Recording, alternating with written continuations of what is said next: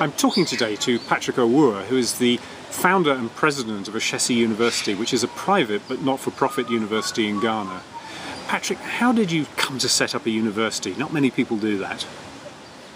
I set up a university because let me step back a bit and say, I was in the United States after college working at Microsoft and decided to come back to Africa to do development.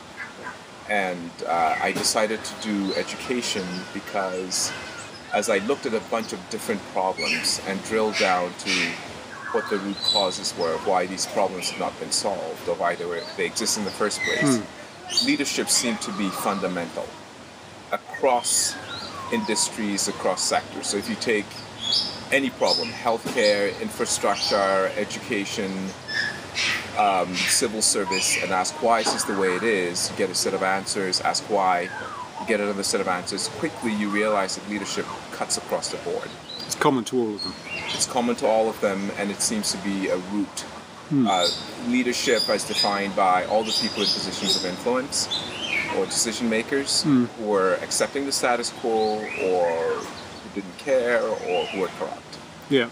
And so that got me to ask the question, how do you change leadership? Where are the leaders coming from?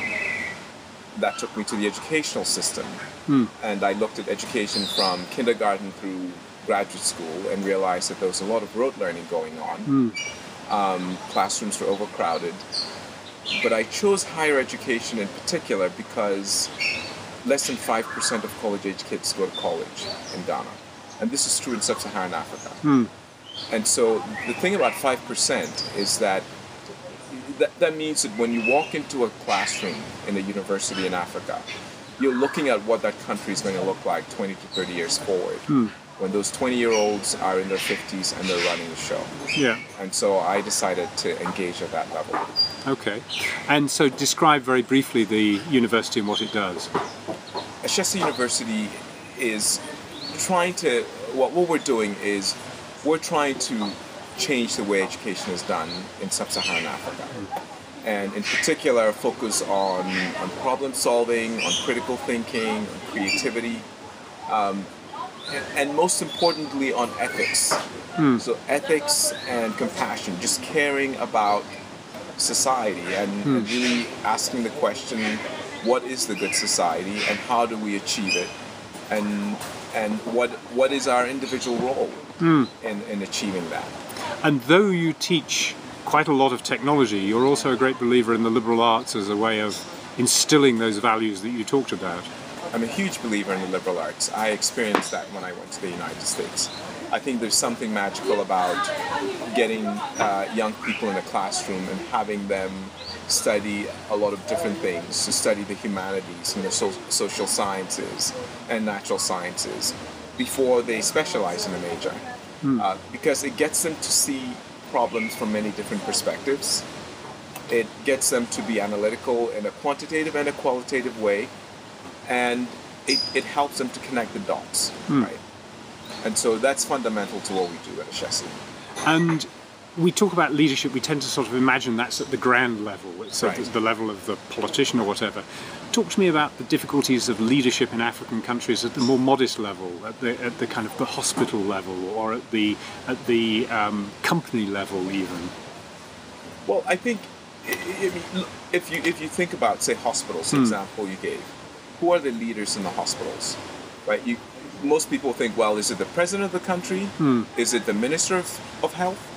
Well, it's those people, but also it is hospital administrators, it is doctors, it is nurses, people who are making key decisions that affect people's lives, right? And it's very important that the people in charge have a sense of mission, that they're able to see things from different perspectives, that they're very ethical and compassionate and have empathy, right?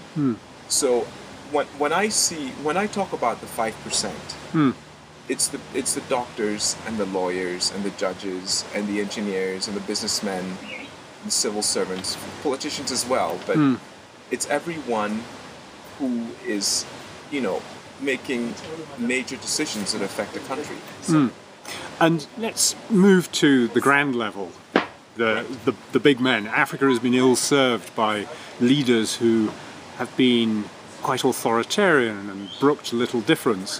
What is the style of African leadership that you think will usher in a new age maybe for Africa? Well, I think leaders who know how to listen is going to be very important. Leaders who have, again, as I said, a sense of purpose, a sense of mission.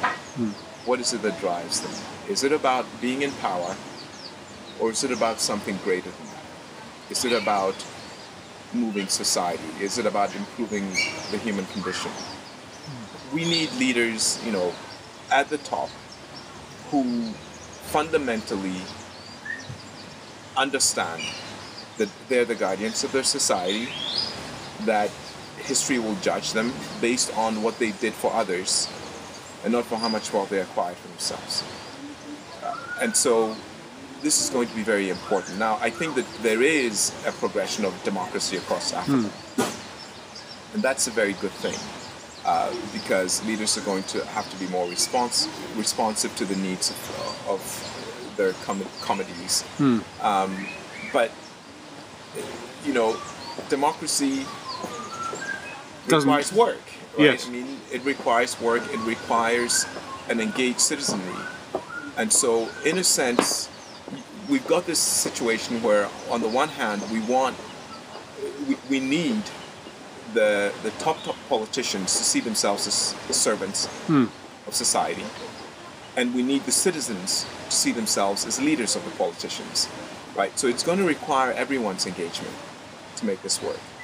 And how will that change? Because the current generation of African democratic politicians are in many ways strangely colourless figures in terms of what they articulate, what they're about, how they interact, and so on and so forth. So how will this transition occur to what you're describing? Well, I think Africa is going through a transition where we had these very colourful, very energetic, but with a lot of negative energy, the big men you're talking about. Yeah. And we're now going through a transition where there's more democratic leadership. They're quieter. But I think what's going to happen is, there's a generation growing up in Africa today that does not know what a coup d'etat looks like, right? In many countries, in Ghana, my students at Ashesi have never seen a coup. They've only known democracy. And so they're going to be a different kind of citizen, I think. And they're not going to be so tolerant of sort of an erosion of democratic norms. And so I think over time, what we will see is, first of all, we'll see younger leaders, right? So it's not going to be 70-year-olds running for president. You're going to see more 40-year-olds, 50-year-olds running for president. They're going to be more energetic. And because they're trying to get voted into power, they're going to have to be responsive, right? And they're going to have to try and articulate a vision that energizes their citizens. Patrick, thanks for talking to me today. You're welcome. Thank you.